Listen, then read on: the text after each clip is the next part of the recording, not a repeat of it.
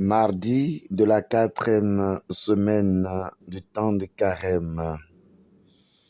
Écoutons ensemble l'évangile de Jésus-Christ selon saint Jean au chapitre 5, versets 1 à 16. À l'occasion d'une fête juive, Jésus monta à Jérusalem. Or, à Jérusalem, près de la porte des brebis, il existe une piscine qu'on appelle en hébreu Bethzada. Elle a 5 colonnades sous lesquelles était couchée une foule de malades, aveugles, boiteux et impotents. Il y avait là un homme qui était malade depuis 38 ans. Jésus, le voyant couché là, et apprenant qu'il était dans cet état depuis longtemps, lui dit : « Veux-tu être guéri ? » Le malade lui répondit : « Seigneur, je n'ai personne pour me plonger dans la piscine au moment où l'eau bouillonne, et pendant que j'y vais, un autre descend avant moi. » Jésus lui dit : « Lève-toi, prends ton brancard et marche. » Et aussitôt, l'homme fut guéri. Il y prit son brancard, il marchait. Or, ce jour-là était un jour de sabbat. Les Juifs dirent donc à cet homme que Jésus avait remis sur pied : « C'est le sabbat. Il ne t'est pas permis de porter ton brancard. » Il leur répliqua : « Celui qui m'a guéri, c'est lui qui m'a dit : prends ton brancard et marche. » Ils l'interrogèrent : « Quel est l'homme qui t'a dit : prends ton brancard et marche ?» Mais celui qui avait été rétabli ne savait pas qui c'était. En effet, Jésus s'était éloigné, car il y avait foule à cet endroit. Plus tard, Jésus le retrouve dans le temple et lui dit : « Te voilà guéri, ne pêche plus.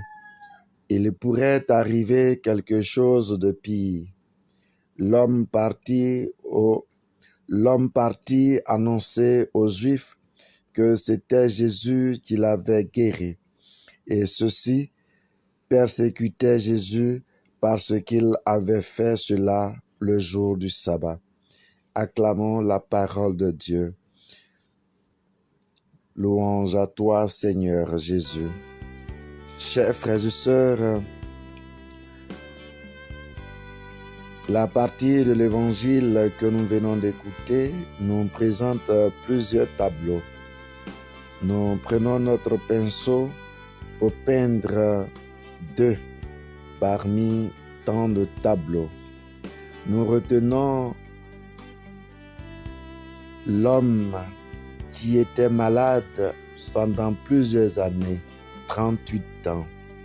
Il a attendu, il ne pouvait rien faire.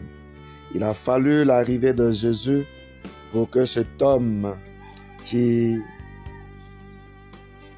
traînait là et qui n'arrivait pas à pouvoir se jeter dans l'eau pour la guérison, trouve Jésus.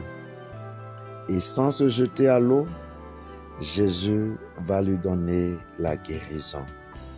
Quelle merveille! Combien de temps, chers frères et sœurs, sommes-nous en attente d'une faveur divine?